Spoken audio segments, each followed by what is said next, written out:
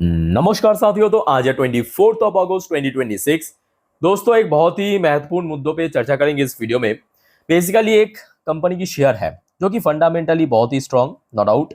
But ये जो share है ना, इसको अगले 2 हफ्तों के लिए, 2 वीक्स के लिए खरीदना मत गलती से। ऐसा मैं क्यों कह रहा हूं, कौन सी शेयर है, क्या मुद्दा है, दोस्तों टोटल डिटेल में चर्चा करेंगे। बट आगे बढ़ने से पहले आप लोग जरा एक बार चेक कर लेना, तो आपने ऑलरेडी इस चैनल को सब्सक्राइब किया या नहीं किया। अगर आपने अभी तक नहीं किया सर, अभी सब्सक्राइब कर लीजिए और पास में जो नोटिफिकेशन बेल आइकन है इसको जरूर प्रेस करना, ताकि आगे आने वाले हर एक वीडियो की नोटिफिकेशन जल्द से जल्द आप तक पहुंच सके।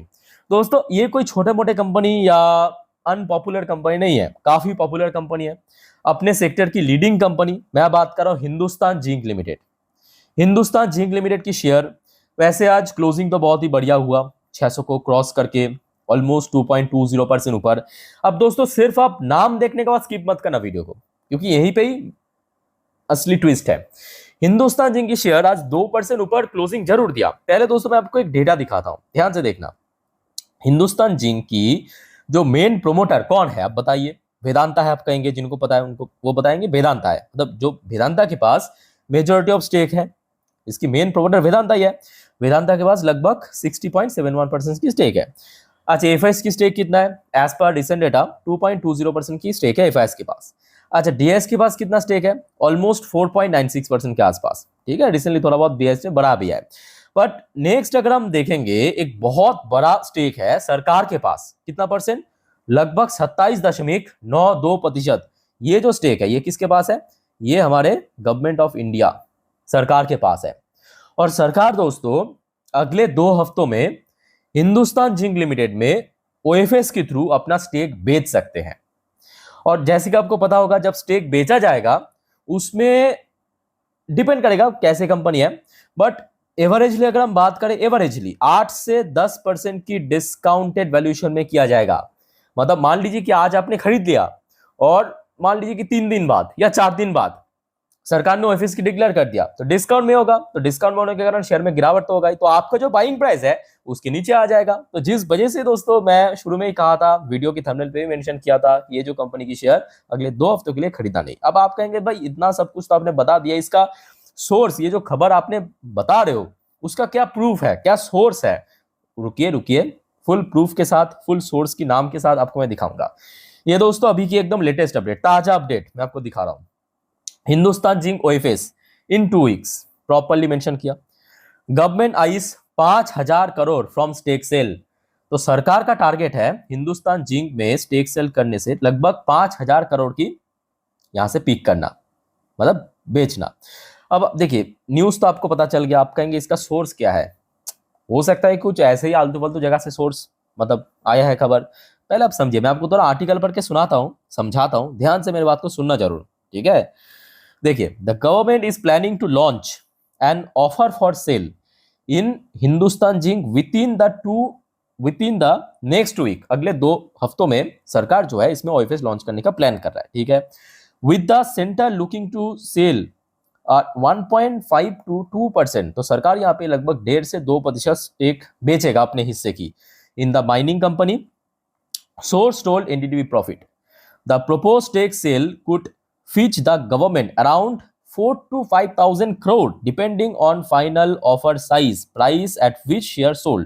ठीक है, आप सोर्स देखिए दोस्तों, ये जो खबर मैं आपको सुना रहा हूं इसका सोर्स क्या है देखिए। Official from Hindustan Zinc. तो हिंदुस्तान जिंक की जो ऑफिशियल है, ऑफिशियल मतलब मैनेजमेंट टीम है, meet the department of investment and public asset management, यानी दीपम। अब आप कहेंगे हु इज दीपम? ये जो department of investment and public asset management, ये कौन है?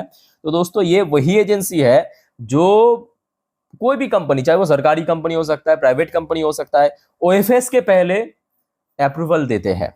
तो बेसिकली यहाँ पे जो खबर आया है, हिंदुस्तान जिंक की ऑफिशियल ने जो department of investment and public asset management, इन दोनों के बीच लास्ट वीक में एक मीटिंग हुआ है। ये खबर आज पता चला। और मेन मुद्दा क्या है इस मीटिंग के? मुद्दा क्या है? To discuss the propose OFS. मुद्दा क्या है? हिंदुस्तान जिंक में ओएफएस लॉन्च करना। आई थिंक ये आपको जवाब मिल चुका है।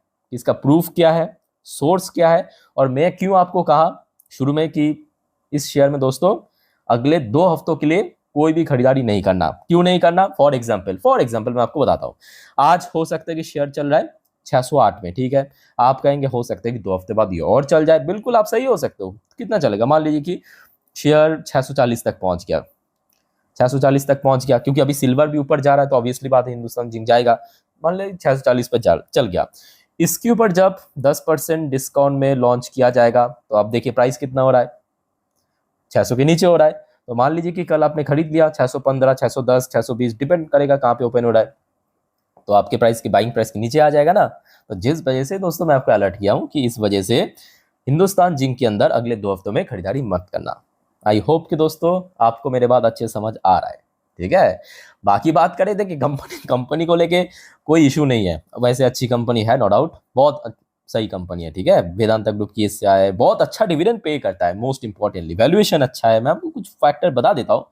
अच्छा वैसे दोस्तों आगे बढ़ने से पहले, कि आपको पता है कि आप अगर इस चैनल के मेंबर्स हो तो आपका जितने भी क्वेश्चन आएगा कमेंट बॉक्स में, उसका मैं डायरेक्टली जवाब दे दूंगा, वही कमेंट पे रिप्लाई दे दूंगा, ठीक है। तो उसके लिए सिर्फ आपको ज्वाइन बटन को प्रेस करके इस चैनल की मेंबरशिप ले लेना है, जो शुरुआत होते हैं ओनली 59 रुपीज से, ठीक है। और उसके साथ साथ अगर आपको पोर्टफोलियो रिव्यू, स्टॉक सजेशंस, इस प्रकार की फैसिलिटी पाना है तो जरूर प्लैटिनम कार्ड जरूर लेना। प्लैटिनम कार्ड देखना वहाँ पे मिल जाए आपको, प्लैटिनम कार्ड, ठीक है। और जितने भी हमारे प्लैटिनम कार्ड के मेंबर्स हैं सबको कहूंगा एक बार इस चैनल की जो कम्युनिटी पोस्ट उसको चेकआउट करके आना। वहाँ पे मैं पोर्टफोलियो रिव्यू का जो प्रोसेस है ऑलरेडी दे चुका हूँ, जो सिर्फ और सिर्फ प्लैटिनम कार्ड की मेंबर्स ही दे सकते हैं, ठीक है।